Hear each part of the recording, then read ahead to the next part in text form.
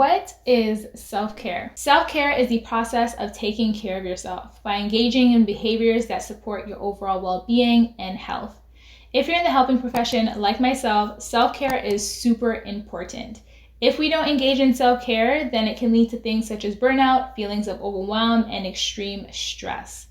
In this video, I'm going to share 6 categories of self-care to support you with incorporating more self-care on a daily basis. Hi everyone, it's your girl Charnel, aka Oh So Limitless.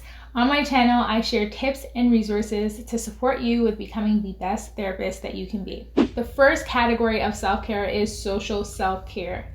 Given the current climate that we are in and that we've been experiencing for the past 2 years, social self-care has been tough on a lot of people. A lot of us have been isolated. We haven't had the opportunity to connect as much with friends or family. And some of us even miss that social daily dialogue that we got from going into the office space. But with a lot of us working from home, social self-care has taken a huge decline. Social self-care requires us to do activities that allows us to nurture and strengthen the relationships with people that we have in our lives.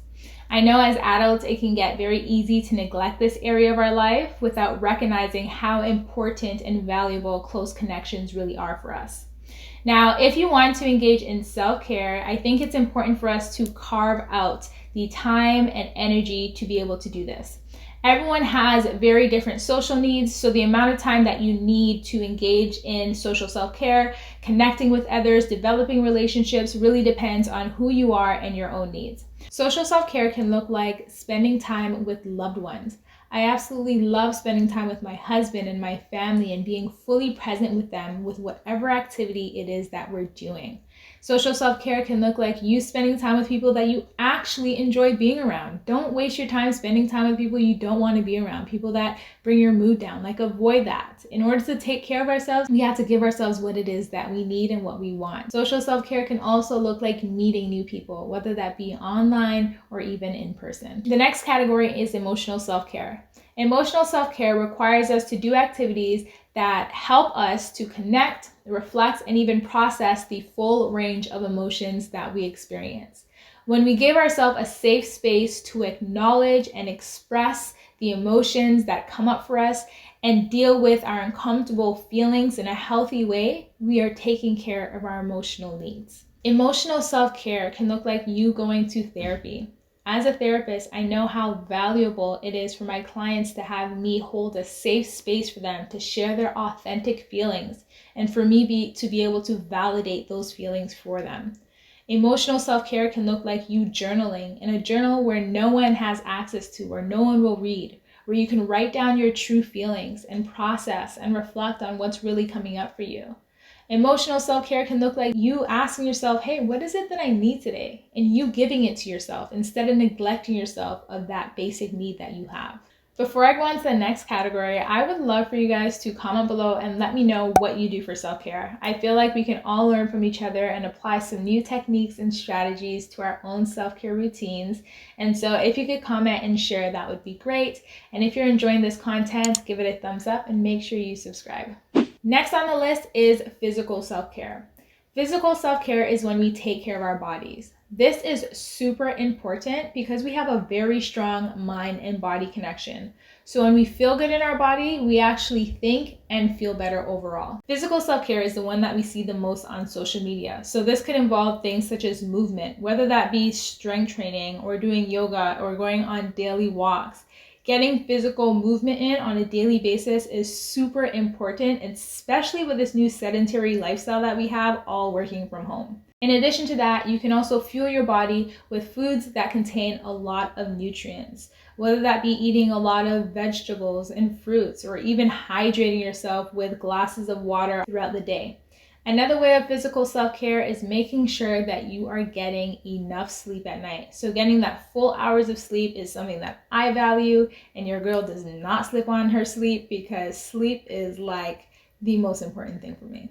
Next is mental self-care. The way that we think and the information that we consume really impacts our psychological well-being. It's super important for us to stimulate our mind and do activities that allows us to feel skillful or even have a sense of mastery.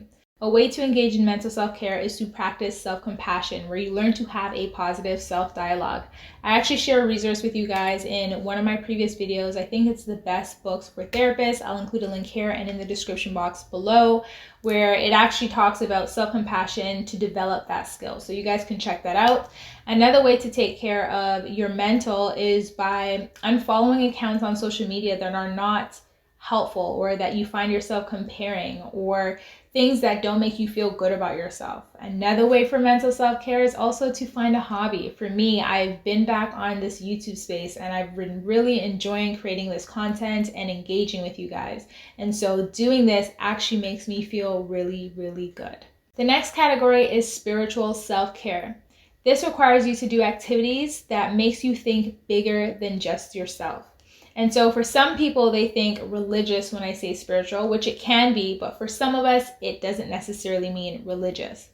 Doing spiritual self-care requires you to engage in activities that allows you to have a deeper meaning, understanding, or even connection with the universe or a higher power. Spiritual self-care can look like you spending time in nature. If you are religious, it can be going to a place of worship or engaging in prayer. If not, it can also look like meditating and learning to be present in the moment. It can also be building a habit of gratitude and being able to celebrate those things that you're grateful for on a daily basis. The last category on this list is professional self-care. This requires you to create a sense of healthy work-life balance. So this can look like you saying no to taking on more tasks at work. This can also look like you asking for help if you need assistance and not taking on more work than you can actually handle. This can also look like using up those sick days and those holidays that you have. Don't let them just pass by. Use them. You have them for a reason. And if you're in private practice like myself or running your own business, this requires you to create space in your calendar to take time off and not continue just working and working and working. I recently just took 2 weeks off and I feel so rejuvenated and ready to go back to work and fully support my clients. So being able to create that work-life balance where you're not necessarily just fully focused on work and not your own personal life is super important, again, to your overall well-being. Now that is my take on self-care. Comment below and let me know what areas of self-care you feel like you're really good at and what areas of self-care you want to improve on. For me, I feel like I want to incorporate different movement into my life on a regular basis, and so that is definitely what I will be working on. Make sure you give this video a thumbs up and subscribe, and I will catch you guys in my next video. Bye!